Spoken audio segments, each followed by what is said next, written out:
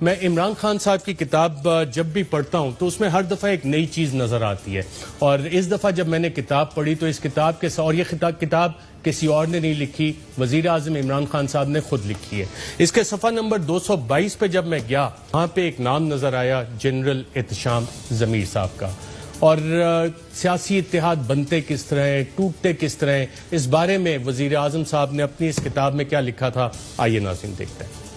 عمران خان نے اپنی کتاب پاکستان میں خفیہ ایجنسی ISI کا بھی ذکر کیا۔ عمران خان نے لکھا کہ جنرل احتشام ضمیر ISI کے سیاسی ونگ کے سربراہ تھے اور جنرل مشرف کے اصلاحات کے لیے سیاسی اتحاد بنانے کا کام ان کے ذمہ تھا۔ عمران خان اپنی کتاب میں لکھتے ہیں کہ پرویز مشرف کے ریفرینڈم کے بعد 2002 میں ہماری دوسری ملاقات ہوئی، جس میں جنرل احتشام ضمیر نے مجھے نیشنل گرینڈ الائنس سے متعلق بتایا، اور تب مجھے دال میں کچھ کالا لگا۔ آنے والے انتخابات میں کون سی جماعت کتنی نشستیں جیتے گی، جنرل احتشام ضمیر نے مجھے اس حوالے سے ISI کا اندازہ بتایا۔ کرپٹ سیاستدانوں سے چھٹکارا حاصل کرنے کے پلان کے بارے میں پوچھنے پر انہوں نے مجھے حقیقت بتائی کہ بدقسمتی سے پاکستان کے لوگوں نے مجرموں و بدماشوں کو ووٹ دیا ہے۔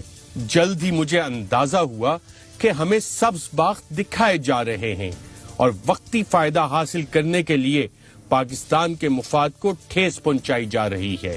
بدقسمتی سے پاکستان میں انٹیلیجنس ایجنسیوں کا یہ وتیرہ رہا ہے کہ انہوں نے تجزیے کیے بنا ہی فیصلے کیے جو کہ ہمارے ملک کے لیے تباہ کن ثابت ہوئے۔ اس طرح کے معاملات کے حوالے سے یہ میرا ISI کے ساتھ پہلا تجربہ تھا۔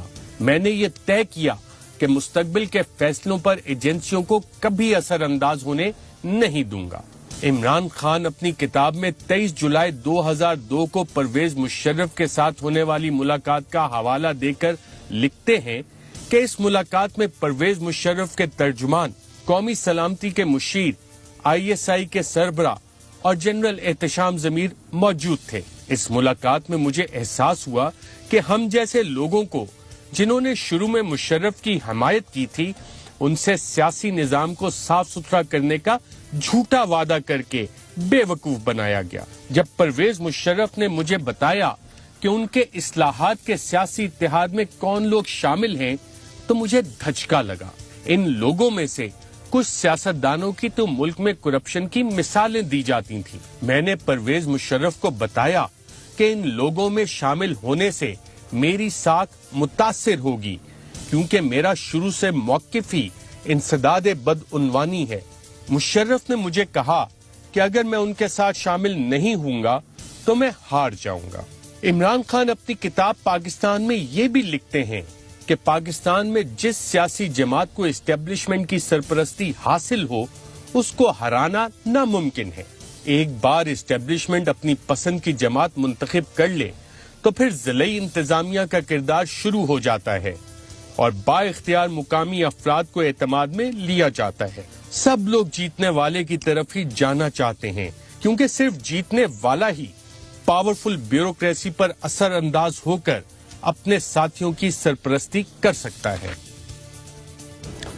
جی ناظرین، اور وزیر اعظم نے اس میں یہ بھی لکھا کہ اس وقت جو اتحادی بنائے جا رہے تھے گرینڈ الائنس، اس میں پاکستان مسلم لیگ کاف تھی، متحدہ قومی موومنٹ تھی، اور جب میں آج ان لوگوں کو وزیر اعظم کی کابینہ میں دیکھتا ہوں تو میں سوال کرتا ہوں کہ یہ کیسے ممکن ہوا۔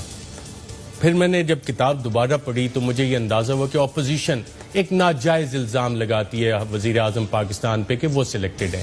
وزیر اعظم پاکستان کی نہ صرف یہ کتاب اور دوسرے لوگوں نے جو کتابیں لکھی ہیں ان کے کرکٹنگ کیریئر پہ، بطور کپتان کبھی وزیر اعظم نے سلیکٹرز کی بات نہیں سنی، وہ اپنی ٹیم ہمیشہ خود سلیکٹ کرتے ہیں۔